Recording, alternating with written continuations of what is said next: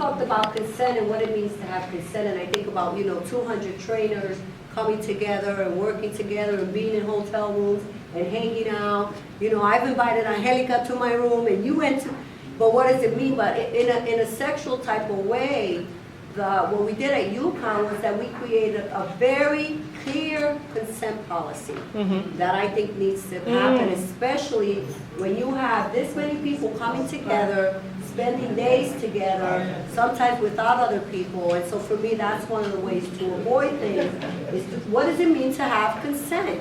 And if someone's not giving you consent, but if someone's not saying no, doesn't mean you have consent. I had in a situation where I sat in ceremony and did not know that there was a situation with the elder that I was sitting next to, and I felt like I could hold my own, and I was behaving a certain way in that space, like protecting myself, not being aware of what this person had already done to someone that I knew, and I found out after the ceremony that they have not been held accountable and that this was a pattern, right? So I guess what I want to speak to is the fact that that like investigation is like, there's going to be a pattern, like it's, so that's.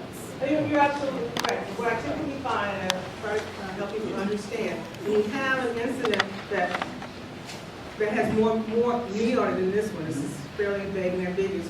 Typically, it's just not has happened one time. There's more out there, right?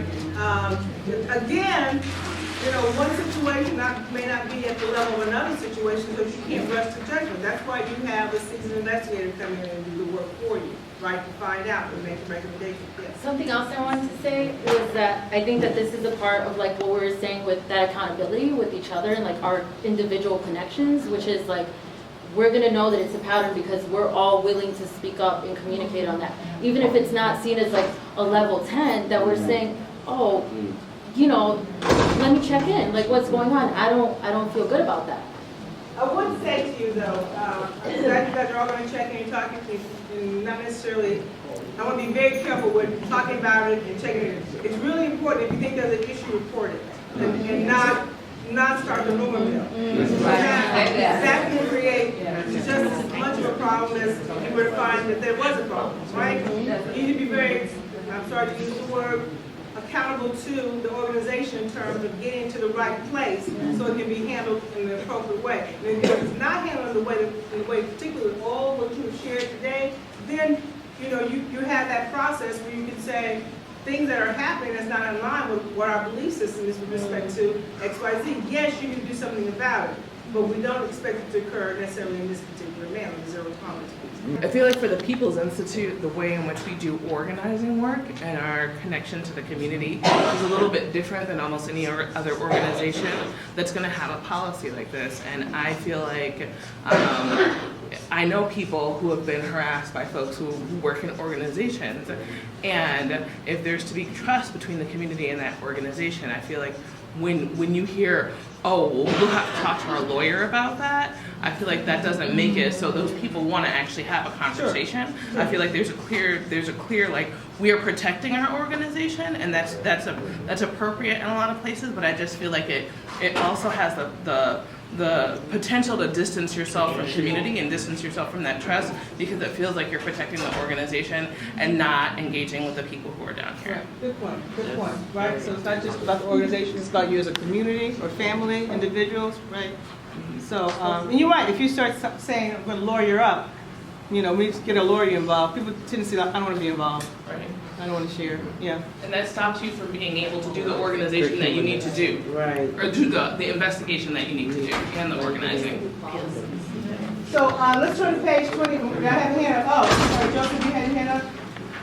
I wanted to say that I think to echo what you're saying too, that one of the ways I think that we also protect the Institute is that when something like this comes up, it's also around us considering our collective wanting to protect the Institute and our collective responsibility as the Institute if harm has happened.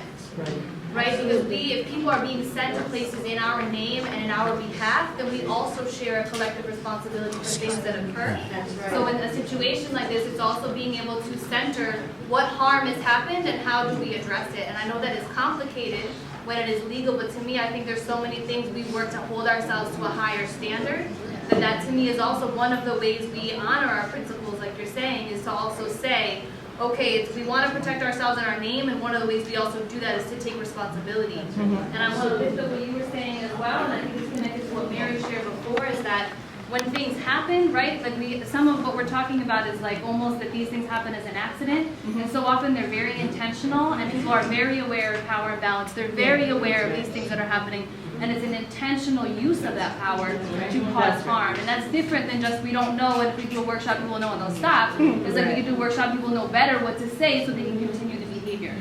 Yeah. Okay, so we answered, but how do you handle that kind of situation? And I did refer you to the bystander interventions, distract, delegate, document, others that you could use in your strategy when you say, I don't know what to do. But Brother Shaq had a really great idea. What did you talk about in terms of what you would do if that came to your attention? You were confronted with the situation. I like what that's a strategy. You got to have tools in your toolbox. That's right. So as a black man who's not legally trained, I'm a black man, so I know the law. I was concerned with the seriousness of this because I thought that if I mishandled it, I could potentially put myself personally in a dangerous situation because the Institute may or may not back up what I did.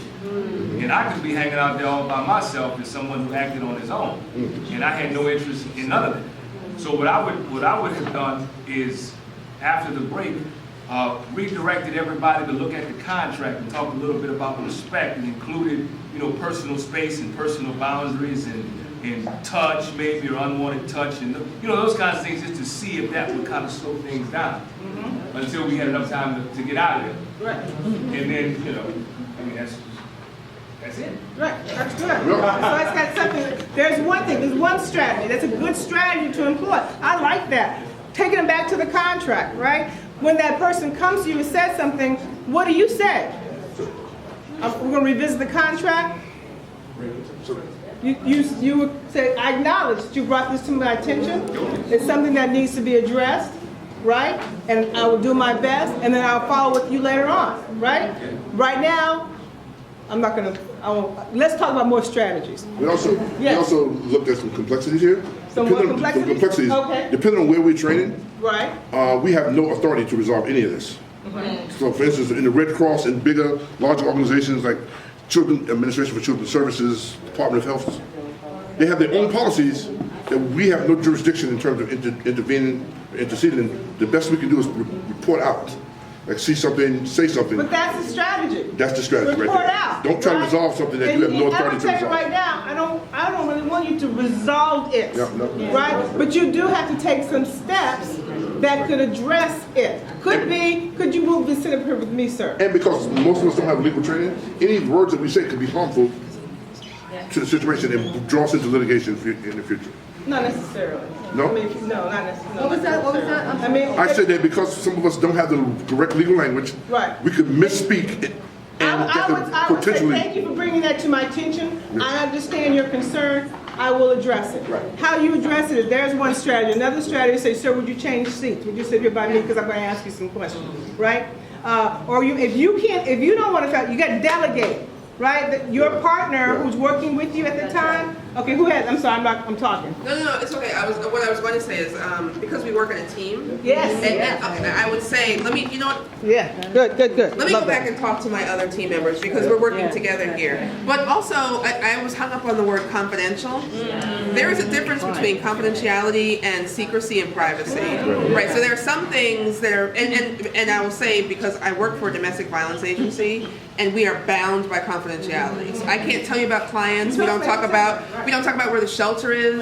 If someone calls and says, I want to know about Milta, we'll say we can't confirm or deny the person you're looking for as a client of where I work, right? So we have a clear understanding of confidentiality. So how do I bring in that understanding in this space? That may not be something I can keep confidential in the way that they want confidentiality. We can hold that to the side as a private conversation, but the dynamic, I think, needs to be discussed with my team members. How do we figure this out? Really quickly, I had a situation on my job where a higher level employee, executive, said in an interview session, they were talking about an interview, we have to be careful not to hire a single mother because the last single mother we hired wasn't a great employee. A junior associate heard that, but she didn't feel like she could check, so she brought it to me anonymously, and I took it to my CPO, and we had a conversation about it. So I was actually playing between the two, carrying a message back I and like forth. that. And what delegate? So, yeah, but to protect the junior, Right. because even though they didn't work in the same department, because she's a junior associate, she felt vulnerable and But and exposed. at times you have to keep information anonymously. Exactly. Right. And it's anonymous. But I not shared with information. her, but I was very clear to share with her, I need to go talk to someone about this. Yes. So I kept communication open between That's very her good. and never revealed her name, so it was just this back and forth, maintaining anonymity, but the conversation could not be confidential because we had to talk about how the senior executive violated law. Right. So in this situation, you and the person saying, "I want it to be confidential," you say, "I respect." Let's your- talk about I what that respect your means. concerns. Right. Right. What does that mean? Right. But here's what I have to do. I wanna Exactly. Here's my role and my responsibility. My role, you know, to make sure that you are comfortable in this space. Right. And we need to figure out what that looks like. It may look like you said, I got a team member. I think we're talking about I team can members. do this on my Right. own. All right. Yeah. Or you may feel comfortable taking some strategy on your own, going back and say, let's just review the contract. Right. Of course, you discuss that with your And I team. would discuss or even have that with my person team. move, right? Exactly. So I'm just, yes. This is just, are you hearing Brother Shack? Okay, this is just real, I just wanted to say this after Brother Shack spoke about the contract. In Seattle, at our freedom schools, we literally put consent on our contract. And so like what that looks like when we explain it, we're like, you know, ask before you hug somebody, ask before you, you know, touch someone, ask before you share something that could be possibly triggering to somebody. Yeah, like give trigger warnings, content warnings, just always like practicing consent.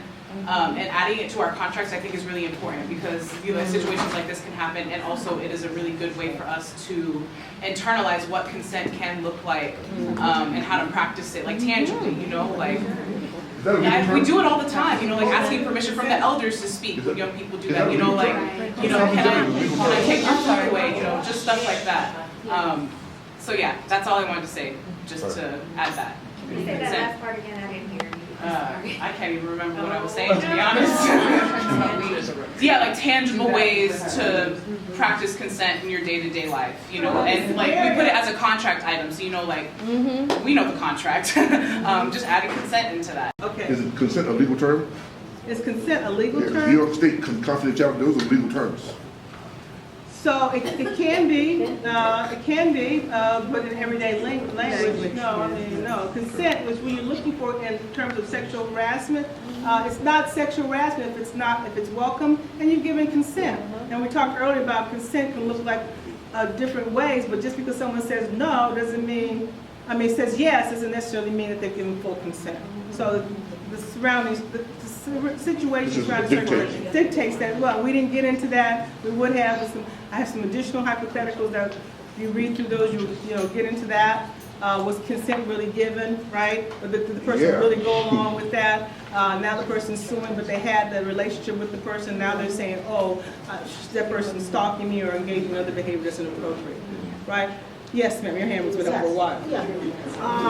Okay. I think it's important that we're having the conversation because when we put in protocols and we put in guidelines of how we will deal with an incident or how we will say this is how we'll respond to an incident report, or do we have those incident report forms, what things we can put in place to protect the Institute, protect us personally. It's important because guideline is going to be our best friend. These guidelines will be our best friend. They will protect us personally and collectively and for the organization. So to have this conversation is very vital because it's going to talk about how we will move forward when these things begin to manifest or we come in contact with these type of incidents. So to have, this is our protocol, we have our incident report forms, we have our guidelines, this is the chain of command of how it will go up or whatever. But to have these things in place, those are safety nets for us. And so when we can put these guidelines in place and do it well, and do it that it reflects us as an organization, those are gonna keep us safe. Thank you. How many of you feel comfortable that you can report to the national staff incidents and it's going to be handled and your report will be taken seriously? I just want to know where to go. Like, I wouldn't even know where to go. You wouldn't know where to go. Okay, that's one we can write down. I don't know where to go. That's fine, but we need to know. That's a hole that we need to plug up, right? I have to know where to go. Yeah. Right, where do I go? Who do I talk to? And then is there going to be some follow-up? Many people have been here following up with me. You know. Yes. Can you repeat that question with more clarity? Probably not. Because you said, like, would you report it? And for me, that's a really broad. Okay, so you're Reporting out and trained. expecting This particular incident, right? This- It happened, right? Would you feel comfortable reporting that to the national office, someone in the national office? You didn't just say comfortable, you said would we know, like would we know how to? Well, that's not what I think I said comfortable the first time. The first question. This I would feel comfortable talking Can about I- I'm not confident something would happen. Okay. Are you not confident something would happen? Feel comfortable reporting, not confident something will happen? Can I change the scenario? Yes. What if it were amongst the trainers? Yes. The question would be, so let's say something happened amongst the trainers, would we feel comfortable reporting it to the office? Yes or no? Okay, so very few of you will feel comfortable. Okay, that's helpful. I just wanted to speak more to the kind of scenario Annie was talking about where it's amongst trainers or there's a power differential. When I've sat on boards, often when a complaint comes from a man who's been sexually harassed either by another man or by a woman, we automatically treat that more lightly. And that is dangerous because in our experience in one community, one organization I worked in, men reported sexual harassment at a level 2 when what was happening was level 8. And that also can happen with women, and it can also happen amongst women. So I think we get attuned to the situation we see so much in our Me Too reaction right now, where something gets reported at an 8 and the situation is a 2.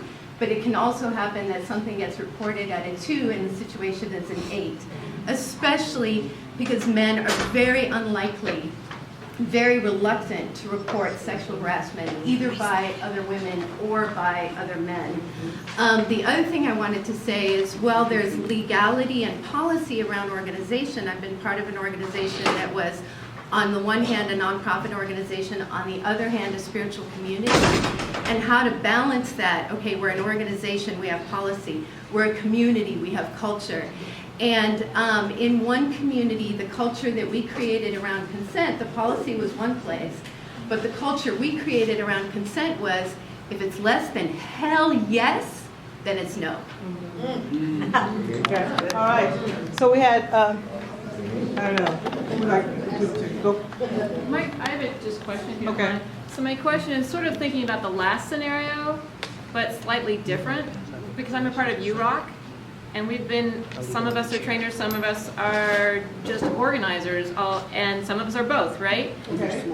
And we're a small group, and just thinking if that came up about one of us, and that like something went on when the people who was a leader of that training, whatever way, organizing, trainer, is the expectation that we don't talk about it in-house? Because that's what we do. We talk about things, right? Something came up, and so we're checking things out. And that's kind of how we hold each other accountable. We talk about things. But is the expectation is that if somebody is saying something about one of us from the community, do practices, like I said, to talk about it, is the expectation is that we call the national office? So, when we're talking about issues, I'm just being very narrow here. We're talking about issues of possible issues of. That's why we're doing the training. That's why we're going through the training. And again, we need more time to go through all the training so you can understand when the report becomes it's a responsibility to report. When you have issues dealing with sexual misconduct, yes, you need to report. If there are issues that come up when people are talking about XYZ engaged in this behavior, and we believe, it sounds like based on my training, what I've learned, what I know, it could be sexual harassment, it could be sexual misconduct. Yeah, you need to report so they can look into it appropriately.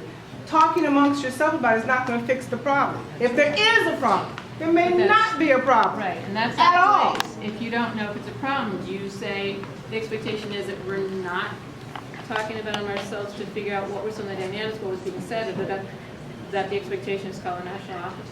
Can I ask? So what I would do in training, in Tulane when I was in training, let me do the heavy lifting, right? I'm not saying that you can't talk amongst yourself, you're a community of trainers and you learn from each other and you grow and so forth. But allow me to do the heavy lifting. If you feel like there's something that came up, I'm not sure what to do about it, send me an email, text me, or call me. Let me do the heavy lifting. I would tell deans, that's not your job. Your job is out to go raise money and make sure the students are all brilliant and graduate from Tulane. Let me handle the stuff that, frankly, most people don't want to deal with. And I think that's one thing that I was taught by my mom. Sorry to do that, but she taught me, you let me know first. That's right. And it may be the most minute thing, but I think what you were saying in here was document. So if somebody brought something to you in a training, at least document either the time and who you spoke with and what happened. So if you need to, the incident report. yeah. And so, like you said, that it's not on you. And once you do begin to talk to somebody that has a higher level of expertise or knowing, you can at least give some detail to that person. But my mama always taught me to let her know first, and then let her, like you said, do the heavy lifting as a child. Can I have a clarifying question? So if UROC is your own entity, right? Right. So when is it the business of People's Institute? That's correct. Only if it's a training, because you're organizing, if it happens in the community, that wouldn't go to the institute, right? Okay. That's helpful. Yeah, so we have 2 more questions, we're gonna have to end. We didn't get past the first half because the idea is somebody came up and said, hey, I want to tell you about this thing, I just want you to see it, and I want you to keep it confidential. And the response was, I'm sorry, I can't do that. Like, I'll try to, keep your things to yourself or keep it private if possible, but you might tell me something that I have to tell somebody else. And so being able to say that before we even get to the second half means that, like, we're already setting up a situation where, like, maybe you don't want to tell me what you're going to tell me, or if you do tell me, you know that I'm going to try to take some action about it, because we can't just have this sitting out there. So I feel like you don't even have to get to this part, we can just cut it off before that. But you want to encourage people. You can say that, look, there's certain things I can't keep confidential because this is a space where we all need to make sure that we are bringing our whole selves, right? So I'm there's some things I can do to help you, to assist you, right? And I'm going to be very clear with you, in terms of what I can do, what I can't do, right? So with students working in a university environment, I didn't have a problem with faculty telling me the problem. I didn't really have a problem with higher level managed staff telling me the problem, right? The problem with students and lower level staff, they were like, I don't want to talk because of retaliation, think something's not going to happen, I don't know what's going on. You got to spend time. And I did hours, particularly with students and graduate students, because that world is so small. You have to spend hours talking to them, right? I just did not believe, like some of my colleagues would believe, well, if they don't want to share it, then that's the end of it. No. That person has to go back to that psychology department, I guarantee you they're going to go on to get a PhD. And if it's not handled appropriately, they're not going to be hired somewhere where they want to be. So you got to handle that in a manner that's going to take all those factors into consideration, which also means sitting down with the dean and associate dean and saying, you need to protect this person. Get that person off of their dissertation committee, change it up, and you're going to be the one who's going to be what? Given the recommendation. So you got to have those kind of conversations. That's why I'm not working at Tulane. Anyway, you guys are absolutely I'm sorry. One last question. Came up when since we are not mandated reporters, because that's a whole other level, but we're talking about it at the protocol level. Is it advisable? Would you advise us to include the person, as in, I haven't heard a person say yet, ask them what they would like you to do, because sometimes people are sharing things with you because they need to discharge. They need to get it out. They need to have it exposed. They need to feel a level of safety by talking with you. Seeing as though this said confidential and all of that, they don't want you to tell anyone. Because I believe you ask someone first, because you want them to be involved in self-advocating, and then you aggregate between what they would want and how you support them advocating for themselves around this. So I wanted to ask because of my own practice. No, That's I what think did. absolutely, that's another really good strategy in that, how do I respond, what do I do? Ask, right? You said I want it privately, and you said, oh, don't do anything, but what do you want me to do? Do you really seriously want me not to do anything? Right. While she continues to touch you? Right. Right? Right. So that's good, that's very good. So anyway, I would ask you please, and forgive me for not being less, I put he, she, not using they, and then really put in terms of the intersectionality, so please forgive me that. I've learned I should change my booklet, so it's much better. Okay? Read it. I have a lot of links to videos, and if you'd like me to send you the PowerPoint, which you can look at, you click on. The videos are really good, particularly one on bystander intervention. It's very well done. And a couple of other videos.